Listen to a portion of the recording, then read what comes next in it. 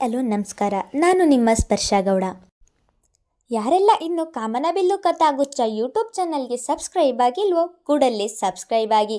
ಕತೆ ಇಷ್ಟ ಆದರೆ ಶೇರ್ ಮಾಡಿ, ಲೈಕ್ ಮಾಡಿ ಹಾಗೂ ಕಮೆಂಟ್ ಮಾಡಿ. ನಾನು ಇವತ್ತು ಹೇಳ್ತಿರೋ ಕತೆ ಒಂಗಿರಣ ಭಾಗ 132. ರಿಷಿ ಹಾಗೂ ಅವನ ತಾಯಿ ಬಂದಿರುವ ವಿಷಯವನ್ನು ಕೇಳಿ ಖುಷಿಯಾದ ಸ್ಪಂದನ ಅವರು ಒಡನೆ ಅವರ ಬಳಿಗೆ ಬಂದು ಆತ್ಮೀಯವಾಗಿ ಮಾತನಾಡಿಸಿದರು. ಧನುಷ್ ಆಗಲೇ ಕಚೇರಿಯಿಂದ ಬಂದಿದ್ದರಿಂದ ಅವನಿಗೂ ಕೂಡ ವಿಷಯ ಮುಟ್ಟಿಸಿದರು ಸೀತಾ. ಅವನು ಕೂಡ ಅವರ ಬಳಿಗೆ ಬಂದಿದ್ದನು. ಇನ್ನು ಕಾಲೇಜಿನಿಂದ ಬಂದ ಅನತಿ ಕೂಡ ತನ್ನ ಅಣ್ಣನ ಪಕ್ಕ ಹೋಗಿ ಕುಳಿತಳು. ಧನುಷ್ ಅಲ್ಲಿಗೆ ಬಂದದ್ದನ್ನು ನೋಡಿ ವಸುಂಧರ ಅವರೇ ಮೊದಲಾಗಿ ಮಾತನಾಡಿಸಿದರು. ಅವರ ಮಾತಿಗೆ ಮೇಲ್ನೋಟಕ್ಕೆ ತುಟಿ ಅರಳಿಸಿದವನು ಆದರೆ ರಿಷಿ ಎಡೆಗೆ ತಿರುಗಿ ಅವನನ್ನು ಮಾತನಾಡಿಸುವ ಸಾಹಸ ಮಾಡಲಿಲ್ಲ. ಅನತಿ ಕೂಡ ಅವರ ಎದುರಿಗೆ ತೋರಿಕೆಯ ನಗು ಬೀರಿದಳು. ವಸುಂಧರ, ನೀವು ಶರದಿಯನ್ನು ಕರೆದುಕೊಂಡು ಬರಬಹುದಿತ್ತು ಎಂದರು. ಶರದಿಯನ್ನು ತಮ್ಮ ಮನೆಯಲ್ಲಿ ನೋಡಬೇಕು ಎನ್ನುವುದು ಅವರ ಆಸೆ. ಮದುವೆಯಾದ ಮೇಲೆ ನಿಮ್ಮ ಮನೆಯಲ್ಲಿಯೇ ಇರುತ್ತಾಳಲ್ಲ ಎಂದಿದ್ದರು. ಅಷ್ಟರಲ್ಲಿ ಆರಾಧ್ಯ ಕೂಡ ಅಲ್ಲಿಗೆ ಬಂದಿದ್ದಳು. ಕೆನೆ ಬಣ್ಣದ ಒಂದು ಉದ್ದನೆಯ ಕುರ್ತಾ ತೊಟ್ಟು ಬಹಳ ಸುಂದರವಾಗಿ ಕಾಣುತ್ತಿದ್ದಳು. ಯಾವ ಬಟ್ಟೆ ತೊಟ್ಟರೂ ಸುಂದರಿಯೇ ಅವಳು. ಸಂಜೆಯಾಗಿದ್ದರಿಂದ ಎಲ್ಲರಿಗೂ ಆಗಲೇ ಸೀತಾ ಅವರು ಸ್ನ್ಯಾಕ್ ತಯಾರಿಸಿದ್ದರು. ಬಿಸಿ ಬಿಸಿ ಟೀ ಜೊತೆಗೆ ಸ್ನ್ಯಾಕ್ಸ್ ಕೂಡ ಹಿಡಿದು ಬಂದಿದ್ದರು. ರಿಷಿ ಬರೀ ಟೀ ತೆಗೆದುಕೊಂಡವನು ಸ್ನ್ಯಾಕ್ಸನ್ನು ಬೇಡ ಎಂದು ನಿರಾಕರಿಸಿದನು. ರಿಷಿ, ಹೊಸ ಕಂಪನಿಯಲ್ಲಿ ಕೆಲಸ ಹೇಗಿದೆ ಎಂದರು ಸ್ಪಂದನ. ಹಾಂ ಅತ್ತೆ, ಅಡ್ಜಸ್ಟ್ ಆಗಿದೆ ಎಂದನು. ಅವರು ಕೇಳಿದ ಪ್ರಶ್ನೆಗೆ ಚುಟುಕು ಉತ್ತರ ಅಷ್ಟೇ ಅವನದು. ಎಷ್ಟು ಬೇಕು ಅಷ್ಟೇ ಮಾತು. ಬಟ್ಟೆ ಬದಲಿಸಿ ಬಂದವಳಿಗೆ ತಾನು ಹೇಗೆ ಕಾಣುತ್ತಿದ್ದೇನೆ ಎಂದು ಕಣ್ಣಿನಲ್ಲಿಯೇ ಅವನನ್ನು ಕೇಳಬೇಕು ಎನ್ನುವ ಆಸೆ. ಆದರೆ ತನ್ನ ಆಸೆ ಈಡೇರಲು ಸಾಧ್ಯವೇ? ಒಮ್ಮೆಯೂ ಅವನು ಅವಳೆಡೆಗೆ ನೋಡಲೇ ಇಲ್ಲ. ಅವಳು ಮಾತ್ರ ಕ್ಷಣಕ್ಕೊಮ್ಮೆ ಅವನ ಮೇಲೆ ಕಣ್ಣು ಹಾಯಿಸುತ್ತಿದ್ದಳು.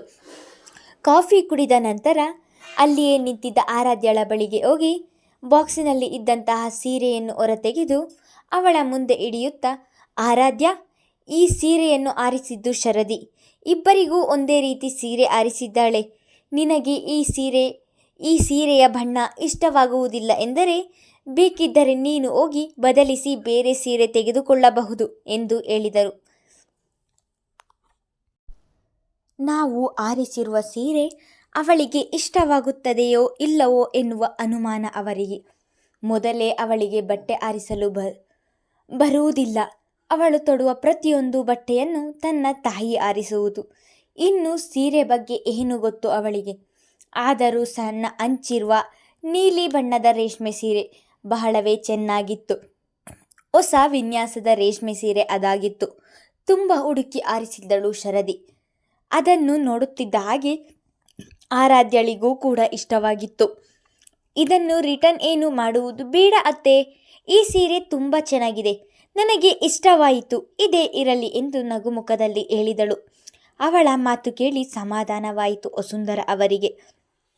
ಕುಳಿತಲ್ಲಿಂದ ಎದ್ದು ತನ್ನ ಅಕ್ಕನ ಬಳಿಗೆ ಬಂದ ಅನತಿ ಆ ಸೀರೆಯನ್ನು ಹಿಡಿದು ನೋಡಿ, ಇದೇನು ಅಕ್ಕ, ಸೀರೆ ಇಷ್ಟೊಂದು ರಫ್ ಇದೆ, ಇದನ್ನು ವೇರ್ ಮಾಡಲು ನಿನಗೆ ಬಹಳ ಕಷ್ಟ ಆಗುತ್ತೆ.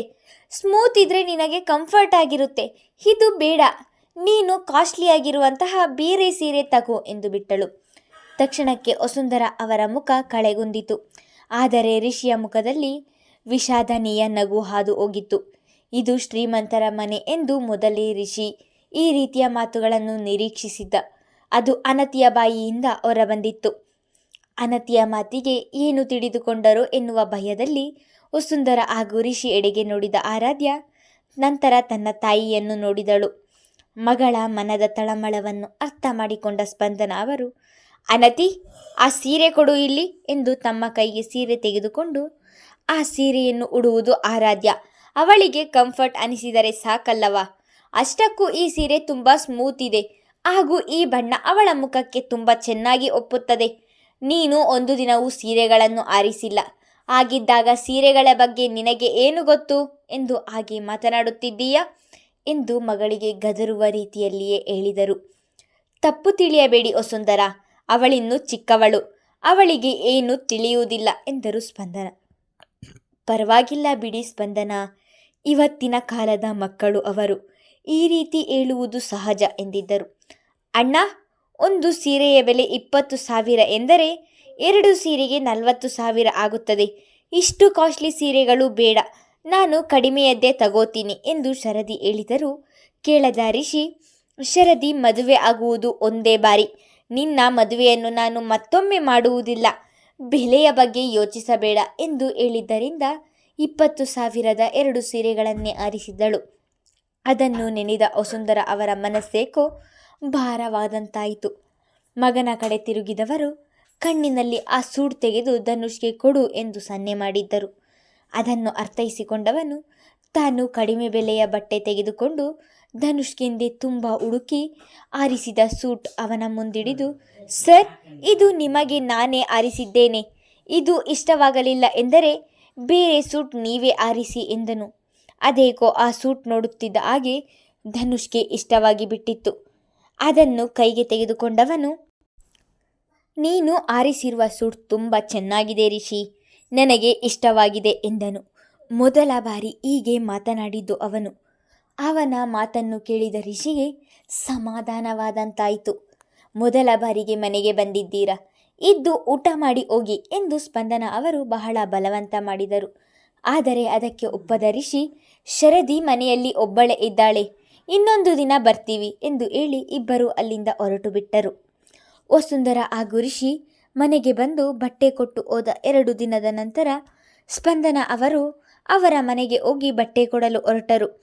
ಧನುಷ್ನನ್ನು ಅವರ ಮನೆಗೆ ಹೋಗಲು ಕರೆದರೆ, ಅವರು ನಮ್ಮ ಮನೆಗೆ ಬಂದಿದ್ದ ದಿನವೇ ಅವರ ಕೈಯಲ್ಲಿ ಕೊಟ್ಟು ಕಳುಹಿಸಬಹುದಲ್ಲವಾ ಮಮ್ಮಿ, ನಾವು ಬೇರೆ ಹೋಗಬೇಕಾ ಎಂದನು ಅಸಡ್ಡೆಯಿಂದ. ಹಾಗೆಂದರೆ ಹೇಗೆ ಧನು? ಮನೆಗೆ ಬಂದವರ ಕೈಲಿ ಬಟ್ಟೆ ಕೊಟ್ಟರೆ ಅವರು ನಮ್ಮ ಬಗ್ಗೆ ಏನು ತಿಳಿಯುತ್ತಾರೆ ಹೇಳು? ಶಾಸ್ತ್ರದ ಪ್ರಕಾರ ನಾವೇ ಹೋಗಿ ಕೊಡಬೇಕು. ರಿಷಿ ಬಂದಿರಲಿಲ್ಲವಾ, ಹಾಗೆ ನೀನು ಕೂಡ ಬರಬೇಕು ಎಂದು ಹೇಳಿ ಅಂದು ರಿಷಿ ಮನೆಗೆ ಕರೆದುಕೊಂಡು ಹೋಗಿದ್ದರು. ಅಂದು ರಿಷಿ ಮನೆಯಲ್ಲಿರಲಿಲ್ಲ.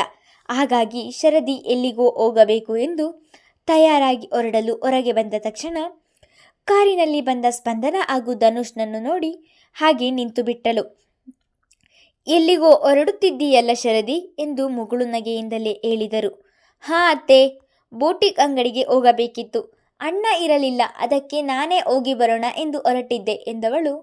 ಬನ್ನಿ ಒಳಗೆ ಎಂದು ಹೇಳುತ್ತಾ ಧನುಷ್ ಎಡೆಗೆ ನೋಟ ಹರಿಸಿ ಅವನನ್ನು ಒಳಗೆ ಕರೆದುಕೊಂಡು ಹೋಗಿದ್ದಳು. ಧನುಷ್ ಮಾತ್ರ ಮುಖ ಸಿಂಡರಿಸಿಕೊಂಡೇ ಒಳಗೆ ಹೋಗುತ್ತಿದ್ದನು. ಅವರು ಒಳ ಬರುತ್ತಿದ್ದ ಹಾಗೆ ಆತ್ಮೀಯವಾಗಿ ಮಾತನಾಡಿಸಿದ ವಸುಂಧರ ಅವರು ಕಾಫಿ ಹಿಡಿದು ಬಂದಿದ್ದರು. ನೀವು ಬರುತ್ತೀರಾ ಎಂದು ತಿಳಿದಿದ್ದರೆ ರಿಷಿ ಕೂಡ ಮನೆಯಲ್ಲಿ ಇರುತ್ತಿದ್ದನು. ಇನ್ನು ಕೆಲವು ಕಡೆ ಲಗ್ನ ಪತ್ರಿಕೆ ಕೊಡುವುದು ಇದೆ ಎಂದು ಕೊಡಲು ಹೋಗಿದ್ದಾನೆ ಎಂದರು. ಧನು, ಶರದಿ ಒಬ್ಬಳೇ ಹೋಗುತ್ತಿದ್ದಾಳೆ, ಅವಳನ್ನು ಕರೆದುಕೊಂಡು ಹೋಗಿ ನಿಧಾನವಾಗಿ ಬಾ ಎಂದರು. ಅವರ ಮಾತನ್ನು ಕೇಳಿ ತಬ್ಬಿಬ್ಬುಕೊಂಡ ಹುಡುಗಿ, ಬೇಡ ಅತ್ತೆ, ನಾನು ಬರುವುದು ತಡ, ಸುಮ್ಮನೆ ನಿಮಗೆ ತೊಂದರೆ, ನಾನೇ ಹೋಗಿ ಬರುತ್ತೇನೆ ಎಂದಳು. ಅದೇಕೋ ಧನುಷ್ ಜೊತೆ ಹೋಗಲು ಅವಳ ಮನಸ್ಸು ಒಪ್ಪುತ್ತಿಲ್ಲ. ಶರದಿ, ಬಿಸಿಲು ನೋಡಿದೆಯಾ ಹೇಗಿದೆ ಅಂತ? ಈ ಬಿಸಿಲಲ್ಲಿ ಹೇಗೆ ಹೋಗುತ್ತೀಯಾ? ನನಗೇನು ತೊಂದರೆಯಾಗುವುದಿಲ್ಲ, ನಾನು ಡ್ರೈವರ್ ಬರ ಹೇಳಿಕೊಂಡು ಹೋಗುತ್ತೇನೆ, ನೀನು ಇವನ ಜೊತೆ ಹೋಗಿ ಬಾ ಎಂದವರು ಧನು ಕರೆದುಕೊಂಡು ಹೋಗು ಎಂದರು.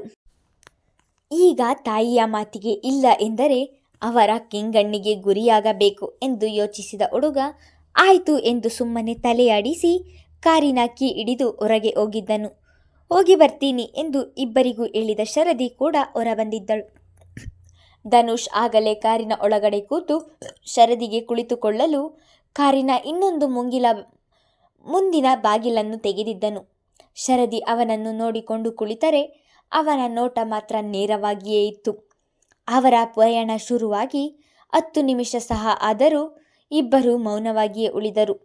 ತುಂಬ ದಿನಗಳ ನಂತರ ಇಬ್ಬರು ಏಕಾಂತವಾಗಿ ಭೇಟಿಯಾಗಿದ್ದಾರೆ. ಆದರೂ ಸಹ ಇಬ್ಬರಲ್ಲೂ ಬರೀ ಮೌನವೇ ರಾಜ್ಯಭಾರ ಮಾಡುತ್ತಿತ್ತು. ಇವನ ಜೊತೆ ನಾನೇನು ಮಾತನಾಡುವುದು ಎಂದು ಶರದಿ ಸುಮ್ಮನೆ ಕುಳಿತಿದ್ದರೆ ಅವನಿಗೂ ಸಹ ಈಗ ಮಾತು ಬೇಡವಾಗಿತ್ತು. ಧನುಷ್ ಸುಮ್ಮನೆ ರಸ್ತೆ ನೋಡಿಕೊಂಡು ಕಾರು ಓಡಿಸುತ್ತಿದ್ದನು ಹೊರತು ಎಲ್ಲಿಗೆ ಹೋಗಬೇಕು ಎಂದು ಕೇಳಲಿಲ್ಲ. ಆಗಲೇ ಶರದಿ ಹೋಗಬೇಕಾಗಿದ್ದ ಜಾಗವನ್ನು ಬಿಟ್ಟು ಮುಂದೆ ಬಂದು ಬಿಟ್ಟಿದ್ದನು. ಅದನ್ನು ನೋಡಿದವಳು, ನನಗೆ ನಿನ್ನ ಜೊತೆ ಬರಲು ಇಷ್ಟ ಇಲ್ಲ, ಕಾರು ನಿಲ್ಲಿಸು, ನಾನು ಇಲ್ಲಿಯೇ ಇಳಿದುಕೊಳ್ಳುತ್ತೇನೆ ಎಂದಳು. ಇಷ್ಟರವರೆಗೆ ಚೆನ್ನಾಗಿಯೇ ಇದ್ದಲ್ಲ, ಇದ್ದಕ್ಕಿದ್ದ ಹಾಗೆ ಯಾವ ದೇವ ಮೆಟ್ಟಿಕೊಂಡಿತು ನಿನಗೆ ಎಂದು ಕಾರು ಓಡಿಸುತ್ತಲೇ ಹೇಳಿದನು. ಅವನ ಮಾತಿಗೆ ಹುರಿ ನೋಟ ಬೀರಿದವಳು ಸ್ಟಾಪ್ ದಿ ಕಾರ್ ಎಂದು ಕೂಗಿದಳು. ಇಡಿಯಟ್, ಯಾಕೆ ಹಾಗೆ ಕೂಗಿಕೊಳ್ಳುತ್ತಿದ್ದೀಯ?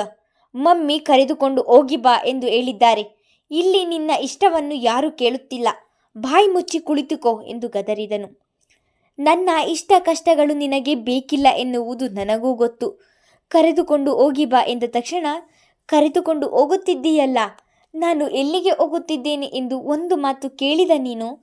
ನಾನು ಹೋಗಬೇಕಿದ್ದಂತಹ ಜಾಗ ಹಿಂದೆ ಹೋಯಿತು ಎಂದಳು ಅದೇ ಕೋಪದಲ್ಲಿ. ಒಡನೆಯೇ ಕಾರನ್ನು ನಿಲ್ಲಿಸಿದವನು, ನೀನೇನು ಬಾಯಿಯಲ್ಲಿ ಕಡುಬು ತುರಿಕೊಂಡಿದ್ದೀಯಾ? ಎಲ್ಲಿಗೆ ಹೋಗಬೇಕು ಎಂದು ಹೇಳಿದ್ದರೆ ನಿನ್ನ ಬಾಯಿ ಏನು ಸವೆದು ಹೋಗುತ್ತಿತ್ತಾ? ಮೂಗಿಯ ಹಾಗೆ ಕುಳಿತು ಬಿಟ್ಟು ಈಗ ಹಿಂದೆ ಹೋಯಿತು ಎನ್ನುತ್ತಾಳೆ ಎಂದು ಮತ್ತೊಮ್ಮೆ ಬೈದಿದ್ದನು. ಮೂಗನ ಹಾಗೆ ಕಾರು ಓಡಿಸುತ್ತಿರುವುದು ನೀನು. ಕಾರು ಓಡಿಸುತ್ತಿರುವವನು ಎಲ್ಲಿಗೆ ಎಂದು ಕೇಳದೆ ಸುಮ್ಮನೆ ಓಡಿಸಿಕೊಂಡು ಹೋಗಿಬಿಡುತ್ತೀಯಾ?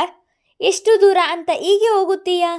ನೀನೇನು ಕರೆದುಕೊಂಡು ಹೋಗುವುದು ಬೇಡ, ದೇವರು ನನಗೂ ಕಾಲು ಕೊಟ್ಟಿದ್ದಾನೆ, ನಾನೇ ಹೋಗುತ್ತೇನೆ ಎಂದು ಕಾರಿನ ಬಾಗಿಲು ತೆಗೆದು ಇಳಿದವಳು ಬಿರುಸಾಗಿ ಅಲ್ಲಿಂದ ಹೊರಟಿದ್ದಳು. ಅವಳು ಹಾಗೆ ಮಾತನಾಡಿ ಬಿರುಸಾಗಿ ಹೋಗಿದ್ದನ್ನು ನೋಡಿ ಕೋಪಕ್ಕೆ ಮುಷ್ಟಿ ಬಿಗಿ ಮಾಡಿ ಸ್ಟೇರಿಂಗಿಗೆ ಗುದ್ದಿದನು. ಮುಂದುವರೆಯುವುದು ಮುಂದಿನ ಸಂಚಿಕೆಯಲ್ಲಿ. 2 ಜೋಡಿಗಳ ಮದುವೆ ಮಾಡಿ ಮುಗಿಸೋಣ, ಏನಂತೀರಾ? ನಿಮ್ಮ ವಿಮರ್ಶೆಗಳೇ ನಮಗೆ ಸ್ಫೂರ್ತಿ. ಧನ್ಯವಾದಗಳು.